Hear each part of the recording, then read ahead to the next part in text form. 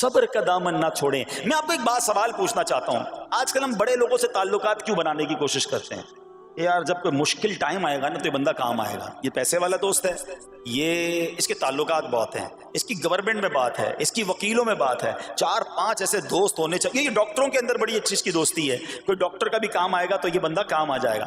ہم دنیا والوں سے تعلقات اس لیے بناتے ہیں تاکہ یار مصیبت آئے تو یہ بندہ کام آئے. اور نارملی اکثر ایسا ہوتا ہے کہ جس سے امید رکھی ہوتی ہے مصیبت کے وقت غائب ہو جاتا ہے. لیکن رب خود قرآن میں فرما رہا ہے ان اللہ مع الصابرین, صبر کر لو اللہ کی رحمت تمہارے ساتھ ہو جائے گی.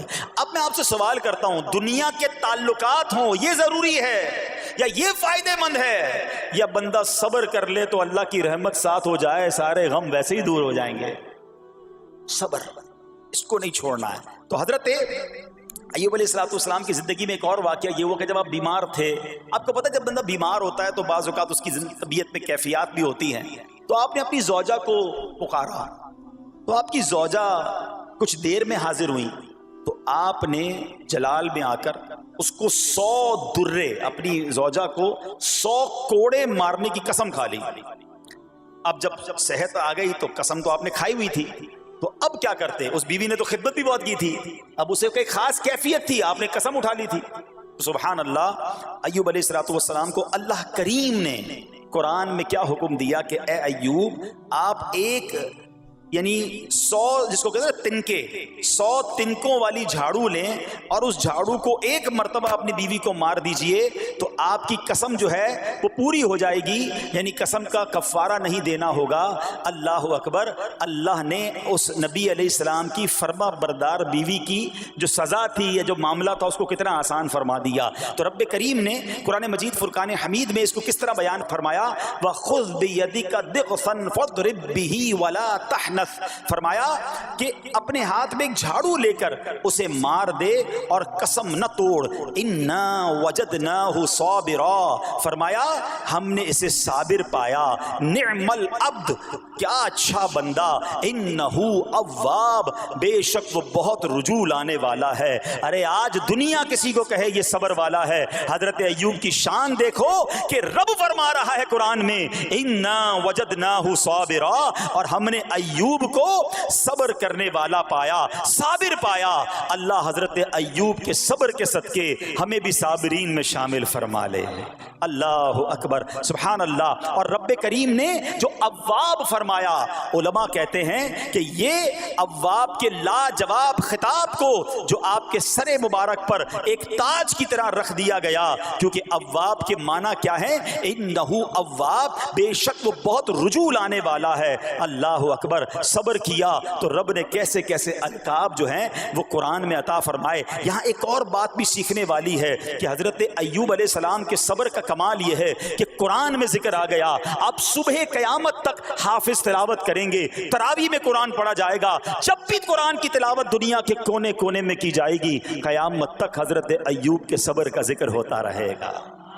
جب آپ صبر کرتے ہیں اللہ رسول کو راضی کر لیتے ہیں, اللہ ان ناموں کو بلند فرما دیتا ہے. بہرحال میرے پیارے اسلامی بھائیوں, اب یہاں تھوڑا سا ایک شرعی مسئلہ بھی سمجھ لیں. بعض اوقات ہے کہ آپ لفظ سنتے ہیں ہیلا. اچھا, کچھ لوگ جب یہ لفظ ہیلا سنتے ہیں تو کنفیوز ہو جاتے ہیں, یار یہ کیا, ایک کام کرنا تھا اس کو ایک اور طریقے سے کر دیا, ہمیں سمجھ نہیں آ رہا. عجیب عجیب سی لوگ باتیں کرتے ہیں. سبحان اللہ. علماء فرماتے ہیں پہلے ہیلے کا مسئلہ سمجھ لیں. فتاوی عالمگیری میں ہے جو ہیلا کسی کا حق مارنے یا اس میں شبہ پیدا کرنے یا باطل ذریعے سے فریب دینے کے لیے کیا جائے وہ مکروہ ہے, اور جو ہیلا اس لیے کیا جائے کہ آدمی حرام سے بچ جائے یا حلال کو حاصل کر لے وہ اچھا ہے. انما الاعمال بالنیات, غلط نیت سے ہیلا کہ کسی کا حق دبا لوں یا معاذ اللہ زکوٰۃ ادائی نہ کرنی پڑے, تو اللہ کو کوئی دھوکہ نہیں دے سکتا. اللہ دیکھ رہا ہے کہ اس کی نیت کیا ہے. لیکن ہیلا اس لیے ہے کہ حرام سے بچ جائے, حلال حاصل کر لیا جائے. تو اس کی جو جواز کی صورتیں ہیں علماء نے فرمایا یہ آیت اس میں دلیل ہے. اور آیت کیا تھی؟ وَخُذْ بِيَدِكَ ضِغْثًا فَاضْرِب بِهِ وَلَا تَحْنَثْ, اور فرمایا اپنے ہاتھ سے ایک جھاڑو لے کر اسے مار دو اور قسم نہ توڑو. قسم تو 100 کوڑے مارنے کی تھی, اللہ کریم نے آسانی کا راستہ بتایا. ہاں ایک بات یاد رہے, یہ بڑی امپورٹنٹ بات کرنے جا رہا ہوں کہ مفتیان کرام قابل اعتماد مفتیان کرام سے رہنمائی لے کر ہم جیسے لوگوں کو، عوام الناس کو کوئی ہیلا اپنے طور پہ نہیں کر لینا چاہیے. ہاں، کیونکہ بعض ہیلوں کی شرعی طور پر اجازت نہیں ہوتی، اور بعض اوقات ہیلا کرنے میں ایسی غلطی لوگ کر جاتے ہیں جن کی وجہ سے ہیلا ہوتا ہی نہیں ہے. تو یہاں صرف آپ کو دلیل بتانا تھا.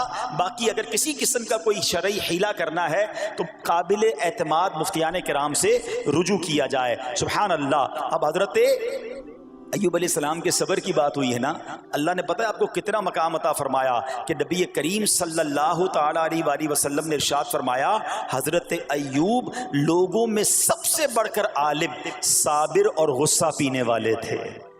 حضرت ابن مسعود رضی اللہ تعالیٰ عنہ سے مروی ہے کہ حضرت ایوب علیہ السلام قیامت کے دن صبر کرنے والوں کے سردار ہوں گے. ہاں، صبر کرنے والوں کے بھی سردار ہوں گے. اچھا، بعض اوقات ہوتا کیا ہے، اچانک کوئی پرابلم آ گئی، کہیں آگ لگ گئی، گاڑی میں نقصان ہو گیا، پیسے چوری ہو گئے، موبائل چوری ہو گیا، کوئی چیز میں نقصان ہو گیا، کاروبار میں نقصان ہو گیا، صحت خراب ہوئی. بندہ کہتا ہے یار یہ میرے ساتھ کیوں ہوا ہے، میں نے ایسا کیا کیا ہے. بعض اوقات زبان سے شکوے، شکایت، حالانکہ قرآن مجید فرقان حمید نے تو پہلے ہی ہمیں بتا دیا ہے. ہمارا پرابلم پتہ ہی کیا ہے، ہم بہت ساری باتیں جانتے ہیں دنیا کی، قرآن و حدیث پڑھتے نہیں ہیں تو مینٹلی پریپیئرڈ نہیں رہتے. آپ کو پہلے ہی پتا ہو کہ یار گرمیاں آنے والی ہیں، تو اچانک گرمیاں آئیں گی تو پریشان نہیں ہوں گے نا. آپ کو پتا تھا جون جولائی میں گرمیاں ہوتی ہیں، بھائی سردیاں نہیں ہوتی. آپ پنکھا بھی تیار رکھتے ہیں، ٹھنڈا پانی کا انتظام بھی رکھتے ہیں، گرمی کے وقت باہر کم نکلتے ہیں.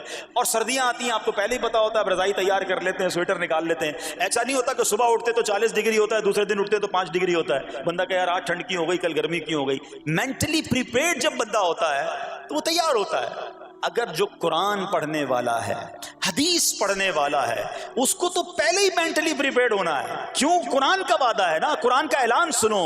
اللہ کریم قرآن مجید میں کیا ارشاد فرماتا ہے، بسم اللہ الرحمن الرحیم وَلَنَبْلُوَنَّكُمْ بِشَيْءٍ مِّنَ الْخَوْفِ وَالْجُوعِ وَنَقْصٍ مِّنَ الْأَمْوَالِ وَالْأَنفُسِ وَالثَّمَرَاتِ وَبَشِّرِ الصَّابِرِينَ. اور ضرور ہم تمہیں آزمائیں گے. کیا فرمایا؟ ضرور آزمائیں گے، تیار رہو. there is examination. اچھا، آزمائش کن کی چیزوں کی ہوگی؟ سبحان اللہ. قرآن نے لسٹ بھی دے دی ہے کہ آزمائش کیا ہوگی. فرمایا کچھ ڈر سے، اچانک خوف آ جاتا ہے نا، کوئی دشمن آ جاتا ہے، کوئی دھمکی دے رہا ہوتا ہے، اچانک حالات خراب ہو جاتے ہیں، دل میں خوف بیٹھ جاتا ہے. پھر فرمایا بھوک سے، مال کم ہو گیا، تنگی آ گئی تو بھوک سے. پھر فرمایا کچھ مالوں اور جانوں اور پھلوں کی کمی سے. کبھی کاروبار میں نقصان ہوگا، کبھی کسی کے باغات ہے تو باغ فصل اجڑ سکتی ہے، آپ کو کوئی نقصان ہو سکتا ہے، کسی جگہ آگ لگ سکتی ہے، اور جانوں کی کمی سے بیماری بھی آ سکتی ہے. مگر آگے کیا فرمایا؟ وَبَشِّرِ الصَّابِرِينَ. خوشخبری سنا ان صبر والوں کو. اور جب سبحان اللہ یہ ایگزام آتا ہے نا، جو اس ایگزام سے نکل جاتا ہے تو رب نے فرمایا خوشخبری ہے. اللہ اکبر. ہم نے زندگی میں دیکھا ہے جس نے مصیبت پر صبر کیا، اللہ کی رضا پر راضی رہا، اللہ نے مشکل سے بھی نکالا اور پہلے سے اسے زیادہ عطا فرما دیا. ہمارا پرابلم ہی ہم ٹیسٹ میں فیل ہو جاتے ہیں. جیسے ہی امتحان شروع ہوا، واویلا شروع، شور شروع، شکوے شروع. سب کو بتانا، حالانکہ کر کوئی نہیں سکتا لیکن سب کو بتائیں گے. نہ کرو ایسا. میں جانوں، میرا رب جانے، مجھے کیوں کسی کو بتانا ہے. ہاں، وہ کریم ہے، وہ دیکھ رہا ہے کہ میرا بندہ صبر کر رہا ہے. سبحان اللہ. حضرت سیدنا امام ابو جعفر محمد بن جریر طبری تفسیر طبری میں اس آیت مبارک کے تحت فرماتے ہیں، یعنی ہم تمہیں دشمن کے خوف، قحط سالی، شدید بھوک و فقر و فاقہ، فصلوں کی کمی، مقاصد کے حصول میں مشکلات، کفار سے جنگ کے دوران افرادی قوت میں کمی اور اہل و عیال کی موت وغیرہ کے ذریعے آزمائیں گے. اور یہ سب چیزیں بطور امتحان ہوں گی تاکہ تمہارے سچے جھوٹوں سے اور اہل بصیرت منافقوں سے جدا ہو جائیں. یعنی اس ٹیسٹ میں پتہ چل جائے گا کون اللہ والا ہے، کون صبر والا ہے، کون اللہ کی رضا پر راضی رہنے والا ہے. سنو سنو، جب یہ تکلیف آتی ہے نا تو اس کا پھر اجر کتنا ملتا ہے. شہنشاہ نبوت، مخزن جود و سخاوت صلی اللہ تعالی علیہ وسلم نے ارشاد فرمایا